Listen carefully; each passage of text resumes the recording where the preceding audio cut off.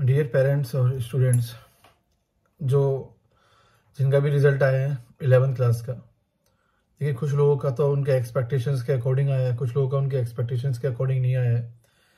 तो मैं सभी पेरेंट्स और बच्चों को यही बोलना चाहूँगा कि जो सेशन था 11th का, ये 10th का इनका रिजल्ट लेट आया था, फिर इनके एडमिशन्स लेट हुए, और जो माहौल होना चाहिए स्टार्टिंग से कि बच्चा भी स्टार्टिंग से सीरियस होता है, वो बंदा माहौल मिसिंग था due to the delay in the result of CBSE. अगर हम बात करें तो बच्चों ने काफ़ी मेहनत करी है ईगल वाइज में, हम तो ये कहेंगे। बच्चों ने नोट्स बनाना सीखा है, उन्होंने पढ़ना सीखा है, टाइम पर क्लासेस में आना सीखा है। जो 2-3 साल से कोविड की वजह से जो दिक्कतें थी कि बच्चा लिखना भूल गया था, क्योंकि पेपर ऑब्जेक्टिव होते थे, बच्चे को पहले ही बता दिया जाता था कि वो पास हो जाएगा। तो इन सब चीज़ों में काफ़ी ज़्यादा इम्प्रूवमेंट आई है। तो बच्चा जो है वो काफ़ी ज़्यादा इम्प्रूवमेंट कर रहा है। हमें एज गार्जियन बच्चों को टाइम देना चाहिए, और हमें ये समझना चाहिए कि कहीं ना कहीं बच्चा एक एज से गुजरता है, और उस एज के गुजरने की वजह से कई सारी चीज़ें ऐसी होती हैं जो जहाँ वो दिक्कत आती है। तो फिलहाल मैं ये कहूँगा कि 12th में हम सारी कमियों को दूर करने की पूरी कोशिश करेंगे। 11th में मेहनत करी थी, और अभी 12th में भी हम बहुत ज़्यादा मेहनत करने वाले हैं। जो भी कमियां थी उनको दूर करने की पूरी कोशिश करेंगे, ठीक है सर। और उसमें आपको सबसे इम्पोर्टेंट चीज़ ये है कि वो है धैर्य।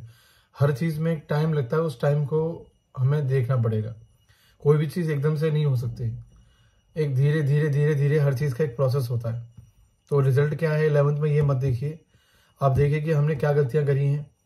और गलतियाँ जरूरी नहीं कि आपने की हैं, कभी कभी सर्कमस्टांसेस ऐसे होते हैं कि इंसान लापरवाह हो जाता है। अगर किसी को आप ये बोल दो कि तू पास हो जाएगा भाई, तो पढ़ाई क्यों करेगा? पढ़ाई नहीं करेगा। तो कोविड की वजह से जो 3 साल बीते हैं वो ऐसे तो बीते हैं कि तू पास हो जाएगा, तो ये पढ़ाई करने की क्या जरूरत है? तो बच्चों को उस मेंटेलिटी से बाहर निकलने में टाइम लग रहा है। तो किसी की मान लो कंपार्टमेंट आई हो, किसी के नंबर कम आए हो, या कुछ भी सीन उसके साथ हुआ है, तो उसको भरोसा रखना चाहिए। और एज अ देखो कोचिंग इंस्टीट्यूट, हम कभी जैसे हमने 11th में बहुत स्ट्रिक्टनेस रखी है। कुछ बच्चों को हमने फिजिकल प्लेसमेंट में दी जबकि वो मना है, फिर भी हमने पेरेंट्स से कहने पर उनको समझाने की कोशिश करी। तो ये चीज़ ऐसी है कि 12th में भी हम ये चीज़ करेंगे कि भैया कोई बंदा अगर नहीं मान रहा और पेरेंट्स से हम परमिशन लेंगे कि भाई इसको इस तरह से, और पेरेंट्स अलाउ करते हैं तो हम उसको और भी ज़्यादा हार्ड पनिशमेंट देंगे। लेकिन कहीं ना कहीं आपको खुद समझना पड़ेगा कि जो 12th में आप आ चुके हो, तो ये सेशन आप लोगों के लिए लाइफ के लिए बहुत ज़्यादा चेंजिंग है। आपको गलती से भी लापरवाही नहीं करनी चाहिए, ईमानदारी से पढ़ना चाहिए, तरीके से अपने काम करने चाहिए, और क्लासेस के अंदर रेगुलर रहना चाहिए। सबसे महत्वपूर्ण चीज़ क्या है? सबसे महत्वपूर्ण चीज़ है कि भैया आप क्लास के अंदर रेगुलर आइए, फर्स्ट डे से क्लास प्रॉपर ज्वाइन करिए, नोट्स बनाइए। और ये नहीं कि मैं टॉपिक मिस कर दूंगा तो मैं यूट्यूब से पढ़ूंगा। ये जो मेंटेलिटी है ना, यही खतरनाक साबित हो। जिनकी भी रिकम्पार्टमेंट ये सब आ रही है, उसका सबसे बड़ा रीजन ये यूट्यूब है कि टॉपिक तो मैं कवर कर लूंगा। अरे भाई, तू घर से निकल, प्रॉपर हर दिन आके अपनी क्लासेस को अटेंड कर, तब जाके चीज़ें समझ में आएंगी। ये नहीं कि चीज़ें अपने आप समझ में आ जाएंगी, चीज़ें अपने आप नहीं आती। टीचर जो पढ़ा रहा है क्लासेस के अंदर, उसकी बात करें जो बातें हैं वो तब समझ में आएंगी जब तुम वहाँ प्रेजेंट रहोगे, किसी दोस्त से हेल्प ले लोगे, कुछ भी कर लोगे। ये सब चीज़ें नहीं होनी चाहिए। क्लासेस में रेगुलर रहिए। नया बैच चालू हो रहा है और उसको प्रॉपर फर्स्ट डे क्लास से ज्वाइन करिए, और कभी भी गलती से अपसेंट नहीं होना, कभी भी गलती से अपसेंट नहीं होना। क्लासेस में रेगुलर रहेंगे, किसी से हेल्प लेने की जरूरत नहीं पड़ेगी, और अपना सारा काम होगा तरीके से होगा, ठीक है सर। बाकी किसी ने उम्मीदें पाल रखी हैं तो उसका कोई इलाज नहीं है। गाइस, जो 11th की प्रिपरेशन होती है उसकी कहानी थोड़ी सी अलग होती है। बच्चा आप 10th से 11th में आते हो, चीज़ें एकदम से बदलती हैं। आपको लगता है कि 10th में जैसे हमने प्रिपरेशन करी थी वैसे ही हमारी प्रिपरेशन हो जाएगी, बट ऐसा होता नहीं है। 12th और भी तरीके से अलग होने वाली है। तो 11th से अलग थी 10th से, जहाँ पे आपको लग रहा था कि हम 10th की तरह कवर कर लेंगे, बट एकदम से चीज़ें बदली। वैसे 12th बहुत अलग होने वाली है। और आप स्टार्टिंग से लापरवाही नहीं करोगे, ध्यान से क्लासेस अटेंड करो। और स्कूल टीचर्स की लिमिटेशन है, उनके पास टाइम कम होता है, इसलिए वो पूरे तरीके से चीज़ें क्लियर नहीं करा पाते कॉन्सेप्ट्स को, इसीलिए आप कोचिंग ज्वाइन करते हो।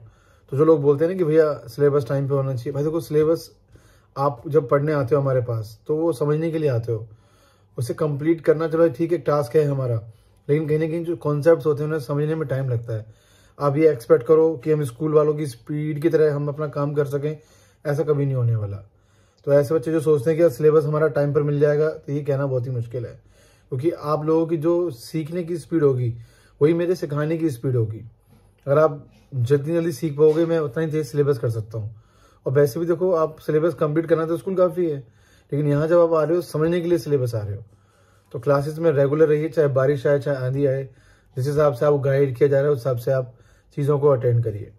अगर इस साल मान लो कुछ काम आता है आपको ऑनलाइन लिखने के लिए, हम कोशिश करेंगे ना आए, तो फिर माँ बाप को धोखा मत दीजिए। उतना जितना जरूरी है उतना मोबाइल लीजिए, फिर माँ बाप को मोबाइल वापस कर दीजिए।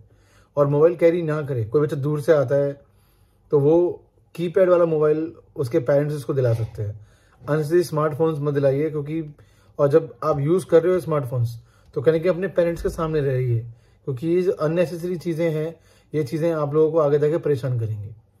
तो कोशिश करिए भाई साहब, ये जो नया सीजन आपका चालू हो रहा है उसको आप प्रॉपरली तरीके से अपना डील करें, ठीक है। तो कमियां निकालना, फिर उसमें शिकायतें करना, ये सब चीज़ें नहीं करनी।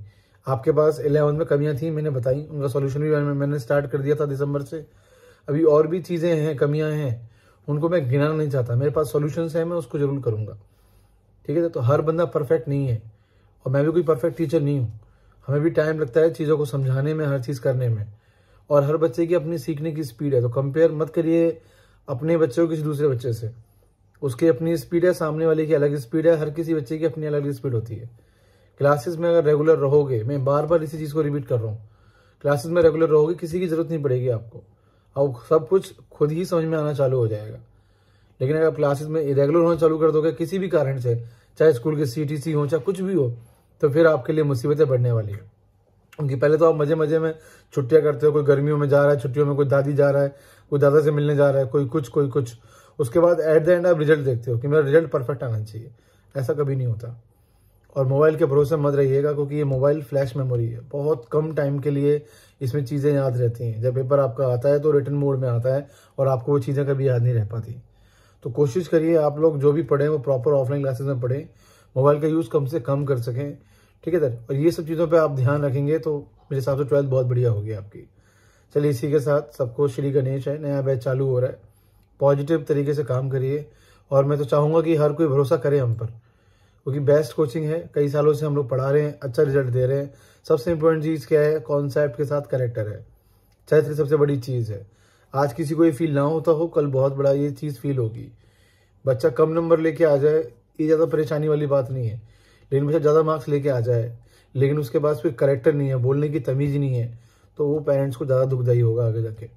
तो कोशिश करिए कि बच्चे के अच्छे मार्क्स भी आएँ, उसको बोलने की तमीज़ भी रहे, बड़ों से बिहेव करने की, मतलब उसके अंदर वो गट्स भी रहने चाहिए, बड़ों से कैसे बिहेव करना है, वो सब बातें उसके अंदर आनी चाहिए, जिसको हम करेक्टर बोलते हैं।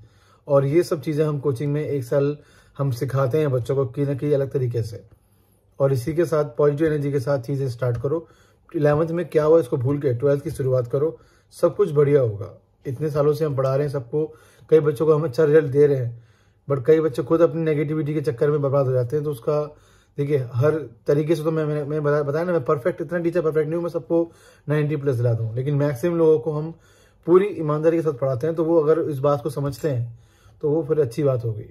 देखिए, बारिश में भीगेगा वही जो बाहर जाएगा। सेम वही चीज़ है कि मेरी बातें उसी को समझ में आएंगी या उसी का भला होगा जो मेरी बात सुन पाएगा। तो सुनोगे नहीं तो भला कैसे होगा। तो कोशिश करिए क्लासेस में रेगुलर रहने की और पॉजिटिव तरीके से काम करना है आप लोगों को, ठीक है सर। बेस्ट ऑफ लक सब लोगों को। श्री गणेश।